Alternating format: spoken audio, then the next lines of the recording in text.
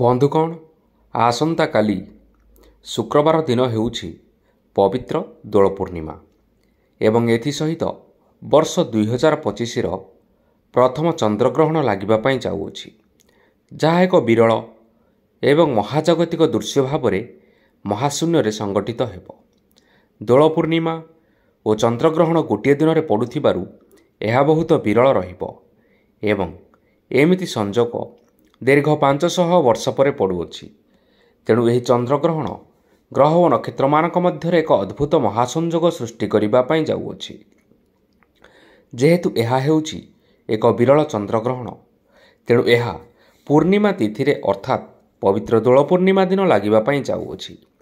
ଏହି ଗ୍ରହଣ ଲାଗୁଥିବା ସମୟରେ ଚନ୍ଦ୍ର ସିଂହ ରାଶି ଓ ପୂର୍ବ ଫାଲ୍ଗୁନୀ ନକ୍ଷତ୍ରରେ ଅବସ୍ଥାନ କରୁଥିବାରୁ ଏହି ଚନ୍ଦ୍ରଗ୍ରହଣ ସିଂହ ରାଶିରେ ସଂଗଠିତ ହେବ, ଯାହାଦ୍ୱାରା ସିଂହ ରାଶିର ବ୍ୟକ୍ତିବିଶେଷମାନଙ୍କ ଉପରେ ଏହାର ଯଥେଷ୍ଟ ପ୍ରଭାବ ରହିବ। ଏହି ଚନ୍ଦ୍ରଗ୍ରହଣ ଏକ ଉପଛାୟା ଚନ୍ଦ୍ରଗ୍ରହଣ ଭାବରେ ମହାଶୂନ୍ୟରେ ସଂଗଠିତ ହେବ। ଏହାର ପୂର୍ଣ୍ଣ ଅବଧିକାଳ ରହିଛି 3 ଘଣ୍ଟା 36 ମିନିଟ୍ ଏବଂ 8 ସେକେଣ୍ଡ।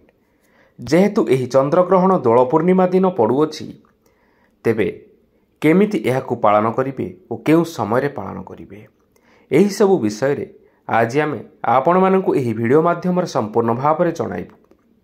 ଏଥିସହିତ ବନ୍ଧୁଗଣ, ଆଜିର ଏହି ଭିଡ଼ିଓ ମାଧ୍ୟମରେ ଆମେ ଚନ୍ଦ୍ରଗ୍ରହଣର ସ୍ପର୍ଶ ସମୟଠାରୁ ଆରମ୍ଭ କରି ମୋକ୍ଷ ପ୍ରାପ୍ତି ପର୍ଯ୍ୟନ୍ତ ସମସ୍ତ ସମୟ ସୀମା, ଓଡ଼ିଶାରେ କେଉଁ ସମୟରେ ଦୃଶ୍ୟମାନ ହେବ, ସୂତକ ସମୟ ବା ପାକ ନିଷେଧର ସମୟ ମାନ୍ୟ ହେବ ନା ନାହିଁ, ହାଣ୍ଡି ଛାଡ଼ର ସମୟ ଏବଂ ଶୁଭ ଅଶୁଭ କାର୍ଯ୍ୟ ବିଷୟରେ ସମ୍ପୂର୍ଣ୍ଣ ଭାବରେ ଜାଣିବା, ଯାହାକି ପାଞ୍ଜିର ନିର୍ଭୁଲ ଗଣନାରୁ ସଂଗୃହୀତ ଅଟେ। ଭିଡ଼ିଓର ଶେଷରେ ରହିଅଛି ଚନ୍ଦ୍ରଗ୍ରହଣ ସମୟରେ କ'ଣ କରିବେ ଓ କ'ଣ କରିବେ ନାହିଁ, ଗର୍ଭବତୀ ମହିଳାମାନଙ୍କ ପାଇଁ କ'ଣ ରହିଛି ଏବଂ କେଉଁ ରାଶିର ବ୍ୟକ୍ତିମାନଙ୍କ ଉପରେ ଶୁଭ ଓ କେଉଁ ରାଶିର ବ୍ୟକ୍ତିବିଶେଷମାନଙ୍କ ଉପରେ ଅଶୁଭ ପ୍ରଭାବ ପଡ଼ିବ। ତେବେ ଆସନ୍ତୁ ଜାଣିବା। ତାହା ପୂର୍ବରୁ ଆପଣମାନଙ୍କୁ ଅନୁରୋଧ, ଏହି ଭିଡ଼ିଓକୁ ଗୋଟିଏ ଲାଇକ୍ କରିନିଅନ୍ତୁ ଏବଂ ଯଦି ଆପଣମାନେ ଏପର୍ଯ୍ୟନ୍ତ ଆମ ଚ୍ୟାନେଲକୁ ସବସ୍କ୍ରାଇବ୍ କରିନାହାନ୍ତି, ତାହେଲେ ବର୍ତ୍ତମାନ ହିଁ ସବସ୍କ୍ରାଇବ୍ କରିନିଅନ୍ତୁ। ତେବେ ଆସନ୍ତୁ ଜାଣିବା। ବନ୍ଧୁଗଣ, ସୌରମଣ୍ଡଳର ରହସ୍ୟ ହେଉଛି ବଡ଼ ବିଚିତ୍ର। ସୌରମଣ୍ଡଳରେ ସୂର୍ଯ୍ୟ ଓ ଚନ୍ଦ୍ରଙ୍କ ବ୍ୟତୀତ ଆଉ 9ଟି ଗ୍ରହ ଅବସ୍ଥାନ କରିଥାନ୍ତି। ସେଥିମଧ୍ୟରୁ ପୃଥିବୀ ହେଉଛି ଅନ୍ୟତମ ଏବଂ ଏହି ପୃଥିବୀରେ ଆମେ ବସବାସ କରିଛୁ। ଯେହେତୁ ଚନ୍ଦ୍ର ହେଉଛନ୍ତି ପୃଥିବୀର ଉପଗ୍ରହ, ତେଣୁ ସୂର୍ଯ୍ୟପରାଗ ଓ ଚନ୍ଦ୍ରଗ୍ରହଣ କେବଳ ପୃଥିବୀ ପୃଷ୍ଠରେ ଦୃଶ୍ୟମାନ ହୋଇଥାଏ। ଚନ୍ଦ୍ରଗ୍ରହଣ ହେଉ ବା ସୂର୍ଯ୍ୟପରାଗ, ଜ୍ୟୋତିଷ ଶାସ୍ତ୍ର ଅନୁସାରେ ଏହି ସମୟକୁ ଅଶୁଭ ସମୟ କୁହାଯାଇଥାଏ, କାରଣ ଏହି ସମୟରେ ଚନ୍ଦ୍ରଙ୍କଠାରୁ ବାହାରୁଥିବା ଛାଇ ବା ଆଲୋକ ସିଧାସଳଖ ଭାବରେ ପୃଥିବୀ ପୃଷ୍ଠରେ ପଡ଼ିପାରିନଥାଏ, ଯାହାଦ୍ୱାରା ଏହି ସମୟରେ ନକାରାତ୍ମକ ସୃଷ୍ଟି ବା ନକାରାତ୍ମକ ଶକ୍ତିମାନେ ପୃଥିବୀ ପୃଷ୍ଠରେ ଜାଗ୍ରତ ହୋଇଉଠିଥାନ୍ତି। ତେଣୁ ଜ୍ୟୋତିଷ ଶାସ୍ତ୍ରରେ ଏହି ସମୟ ସୀମା ମଧ୍ୟରେ କେତେକ କାର୍ଯ୍ୟ କରିବା ପାଇଁ ମଧ୍ୟ ବାରଣ କରାଯାଇଛି।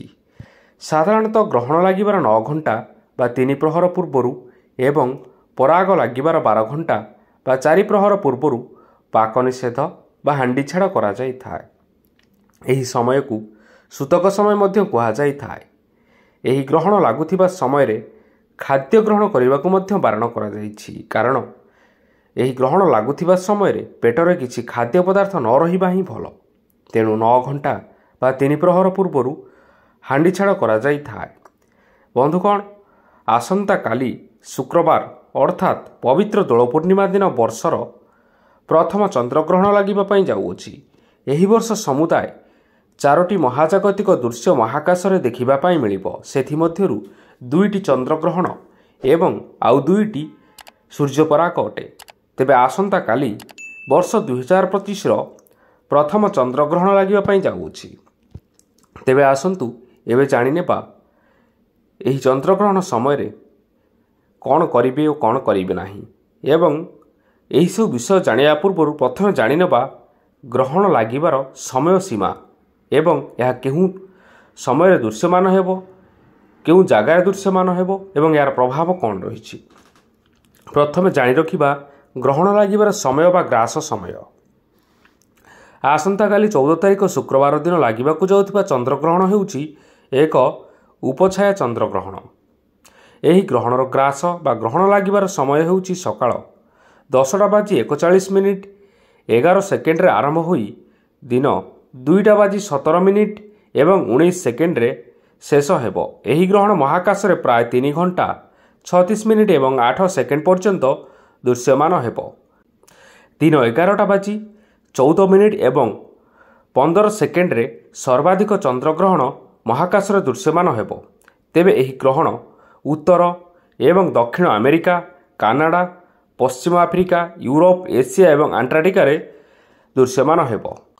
ଗ୍ରହଣର ସୂତକ ସମୟ ମାନ୍ୟ ହେବ ନା ନାହିଁ।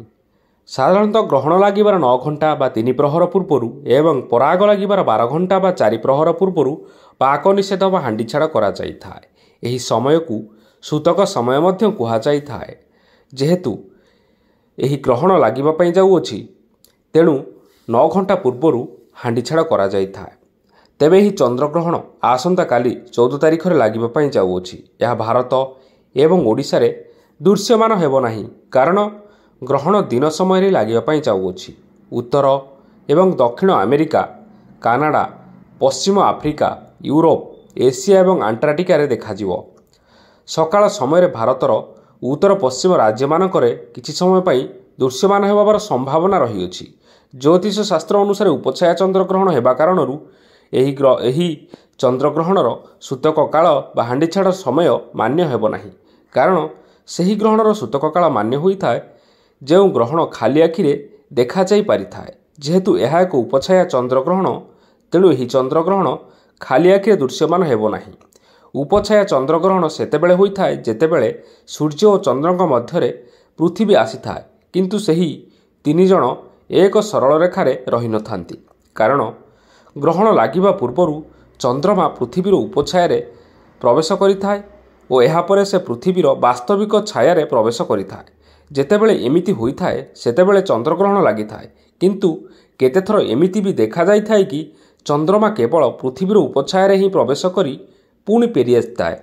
ଏହି ସମୟରେ ଚନ୍ଦ୍ରମାର ପ୍ରତିବିମ୍ବ କେବଳ ପାଉଁଶିଆ ନଜର ଆସିଥାଏ, ସମ୍ପୂର୍ଣ୍ଣ ଅନ୍ଧକାର ନୁହେଁ। ତେଣୁ ଆସନ୍ତା 14 ତାରିଖ ଶୁକ୍ରବାର ଦିନ ଲାଗିବା ପାଇଁ ଯାଉଥିବା ଚନ୍ଦ୍ରଗ୍ରହଣ ଏକ ଉପଛାୟା ଚନ୍ଦ୍ରଗ୍ରହଣ। ତେଣୁ ଏହି ଚନ୍ଦ୍ରଗ୍ରହଣର ସୂତକ ସମୟ ବା ପାକ ନିଷେଧର ସମୟ ମାନ୍ୟ ହେବ ନାହିଁ। ଏଥିସହିତ ଦେବନୀତି ଓ ପୂଜା କାର୍ଯ୍ୟ ମଧ୍ୟ ବନ୍ଦ ହେବ ନାହିଁ। ଏବେ ଜାଣିବା ଦୋଳ ପୂର୍ଣ୍ଣିମା ବା ହୋଲି ପର୍ବ ପାଳନ କରିବାର ଶୁଭ ସମୟ। ବନ୍ଧୁଗଣ, ଆସନ୍ତାକାଲି 14 ତାରିଖ ଶୁକ୍ରବାର ଦିନ ହେଉଛି ପବିତ୍ର ଦୋଳ ପୂର୍ଣ୍ଣିମା। ଆପଣମାନଙ୍କୁ ପବିତ୍ର ଦୋଳ ପୂର୍ଣ୍ଣିମା ଓ ହୋଲି ପର୍ବର ଶୁଭେଚ୍ଛା ଓ ଶୁଭକାମନା। ହିନ୍ଦୁ ଧର୍ମରେ ଏହି ଦିନକୁ ବହୁତ ପବିତ୍ର ମନାଯାଇଥାଏ। ଏହି ଦିନ ଲୋକମାନେ ଦାନ ଓ ଧର୍ମ କରିବାରେ ସମୟ ଅତିବାହିତ କରିଥାନ୍ତି। ଏହି ସମୟ ଶୁଭ ହୋଇଥିବାରୁ ଏହି ଦିନରେ ଧନର ଦେବୀ ମାତା ଲକ୍ଷ୍ମୀଙ୍କୁ ପ୍ରସନ୍ନ କରିବା ପାଇଁ ବିଭିନ୍ନ ଉପାୟ ମଧ୍ୟ କରାଯାଇଥାଏ। ଜ୍ୟୋତିଷ ଶାସ୍ତ୍ର ଅନୁସାରେ ଏହି ସମୟରେ ଗୃହରେ ପୂଜାପାଠ କଲେ ଶୁଭଫଳ ମିଳିଥାଏ। ଯଦି ଏହି ଶୁଭ ସମୟରେ ଜଣାତରେ ହେଉ ବା ଅଜଣାତରେ ହେଉ ଆମେ କିଛି ଅଶୁଭ କାମ କରିଦେଉଛେ, ତେବେ ଆମେ କରିଥିବା ସବୁ ଧର୍ମ ଓ କର୍ମର ଫଳ ଅଶୁଭ ହୋଇଥାଏ, ଯାହାଫଳରେ ଆମକୁ ସାରା ଜୀବନ ଦୁଃଖ କଷ୍ଟ ଓ ଅଭାବ ଅନାଟନରେ ଜୀବନ ବିତାଇବାକୁ ପଡ଼ିଥାଏ। ଦୋଳ ପୂର୍ଣ୍ଣିମାର ସମୟ। ଆସନ୍ତାକାଲି ମାର୍ଚ୍ଚ ମାସ 14 ତାରିଖ ଶୁକ୍ରବାର ଦିନ ହେଉଛି ପବିତ୍ର ଦୋଳ ପୂର୍ଣ୍ଣିମା। ଦୋଳ ପୂର୍ଣ୍ଣିମାର ଶୁଭ ସମୟ ହେଉଛି ସକାଳ 5:55 ଆରମ୍ଭ ହୋଇ ଦିନ 9:18 ପର୍ଯ୍ୟନ୍ତ ରହୁଛି। ଏହି ସମୟସୀମା ମଧ୍ୟରେ ଆପଣମାନେ ଭଗବାନଙ୍କୁ ପୂଜା ଅର୍ଚ୍ଚନା କରିପାରିବେ। ଜ୍ୟୋତିଷ ଶାସ୍ତ୍ର ଅନୁସାରେ ଏହି ଚନ୍ଦ୍ରଗ୍ରହଣ କାରଣରୁ ଗ୍ରହ ଓ ନକ୍ଷତ୍ରମାନଙ୍କର ସ୍ଥାନରେ ବହୁତ ବଡ଼ ପରିବର୍ତ୍ତନ ଦେଖାଦେବା ପାଇଁ ଯାଉଅଛି। ଗ୍ରହ ଓ ନକ୍ଷତ୍ରମାନଙ୍କର ପରିବର୍ତ୍ତନ କାରଣରୁ କିଛି ରାଶିମାନଙ୍କ ଉପରେ ଅଶୁଭ ପ୍ରଭାବ ପଡ଼ୁଥିବା ବେଳେ କେତେକ ରାଶିମାନଙ୍କ ଉପରେ ଏହି ଚନ୍ଦ୍ରଗ୍ରହଣର ଶୁଭ ପ୍ରଭାବ ପଡ଼ିବା ପାଇଁ ଯାଉଅଛି। ତେବେ ରାଶିଚକ୍ରରେ 12 ଗୋଟି ରାଶିମାନଙ୍କ ମଧ୍ୟରୁ ଏହି କେବଳ 8ଟି ରାଶିମାନଙ୍କ ଉପରେ ଏହି ଚନ୍ଦ୍ରଗ୍ରହଣର ଶୁଭ ପ୍ରଭାବ ପଡ଼ିବା ପାଇଁ ଯାଉଅଛି।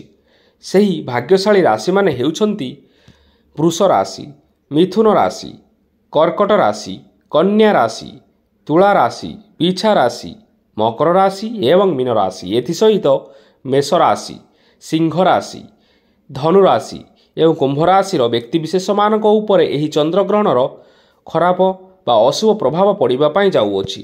ତେଣୁ ଏହି 4ଟି ରାଶିର ବ୍ୟକ୍ତିବିଶେଷମାନେ ଏହି ଚନ୍ଦ୍ରଗ୍ରହଣ ଲାଗୁଥିବା ସମୟରେ ସାବଧାନ ରହିବା ସହିତ ଭଗବାନଙ୍କର ନାମ ଜପ କରନ୍ତୁ। ଏବେ ଆସନ୍ତୁ ଜାଣିବା ଗର୍ଭବତୀ ମହିଳାମାନେ କିପରି ସତର୍କ ରହିବେ। ଏହି ସମୟ ଗର୍ଭବତୀ ମହିଳାମାନଙ୍କ ପାଇଁ ବହୁତ ଅଶୁଭ ଏବଂ ସମ୍ବେଦନଶୀଳ ହୋଇଥିବାରୁ ସେମାନଙ୍କୁ ସାବଧାନ ରହିବା ସହିତ ଚନ୍ଦ୍ରଗ୍ରହଣ ଦେଖିବା ପାଇଁ ମଧ୍ୟ ବାରଣ କରାଯାଇଛି। କାରଣ ଚନ୍ଦ୍ରଗ୍ରହଣ ଲାଗୁଥିବା ସମୟରେ ଗର୍ଭବତୀ ମହିଳାମାନେ କୌଣସି ଜିନିଷ କଟାକଟି ବା କୌଣସି କପଡ଼ା ଆଦି ସିଲାଇ କରନ୍ତୁ ନାହିଁ, ନଚେତ୍ ଏହାର କୁପ୍ରଭାବ ଗର୍ଭରେ ଥିବା ଶିଶୁ ଉପରେ ସିଧାସଳଖ ଭାବରେ ପଡ଼ିଥାଏ। ଏଥିସହିତ ଗ୍ରହଣ ଲାଗୁଥିବା ସମୟରେ କଳା ରଙ୍ଗର ବସ୍ତ୍ର ପରିଧାନ କରନ୍ତୁ ନାହିଁ ଏବଂ ବାହାରକୁ ମଧ୍ୟ ବାହାରନ୍ତୁ ନାହିଁ। ଚନ୍ଦ୍ରଗ୍ରହଣ ସମୟରେ ଯଦି ଚନ୍ଦ୍ରର ଛାୟା କୌଣସି ବି ଗର୍ଭବତୀ ମହିଳା ଉପରେ ପଡ଼ିଯାଏ, ତେବେ ତାହାର ଗର୍ଭର ପ୍ରଥମ ଶିଶୁକୁ ଶାରୀରିକ ଦୋଷ ଲାଗିଯାଇଥାଏ, ଯାହା ଭବିଷ୍ୟତରେ ବହୁତ ବଡ଼ ସମସ୍ୟା ସୃଷ୍ଟି କରିଥାଏ। ତେଣୁ ଗର୍ଭବତୀ ମହିଳାମାନେ ଏହି ସମୟରେ ବାହାରକୁ ବାହାରନ୍ତୁ ନାହିଁ। ଗ୍ରହଣ ଲାଗୁଥିବା ସମୟରେ କ'ଣ ସବୁ କରିବା ଅନୁଚିତ? ଖାଦ୍ୟ ତିଆରି କରନ୍ତୁ ନାହିଁ। ଚନ୍ଦ୍ରଗ୍ରହଣ ସମୟରେ ଖାଦ୍ୟ ପଦାର୍ଥ ରୋଷେଇ କରିବାକୁ ଅଶୁଭ ମନାଯାଇଥାଏ।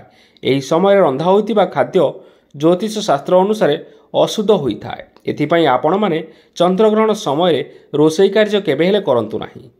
ଚନ୍ଦ୍ରଗ୍ରହଣ ସମୟରେ ଖାଦ୍ୟ ଗ୍ରହଣ କରନ୍ତୁ ନାହିଁ। ଏହି ସମୟରେ ରନ୍ଧା ହୋଇଥିବା ଖାଦ୍ୟ ଗ୍ରହଣ କରିବା ସମ୍ପୂର୍ଣ୍ଣ ଭାବରେ ନିଷେଧ ଅଟେ।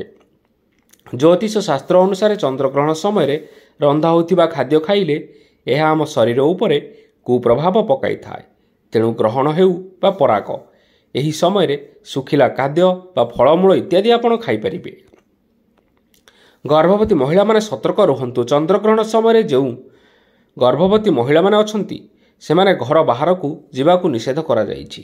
ଚନ୍ଦ୍ରଗ୍ରହଣ ସମୟରେ ଯଦି ଚନ୍ଦ୍ରର ଛାୟା କୌଣସି ବି ଗର୍ଭବତୀ ମହିଳାମାନଙ୍କ ଉପରେ ପଡ଼ିଯାଏ, ତେବେ ତାହାର ଗର୍ଭର ପ୍ରଥମ ଶିଶୁକୁ ଶାରୀରିକ ଦୋଷ ଲାଗିଯାଇଥାଏ, ଯାହା ଭବିଷ୍ୟତରେ ବହୁତ ବଡ଼ ସମସ୍ୟା ସୃଷ୍ଟି କରିଥାଏ।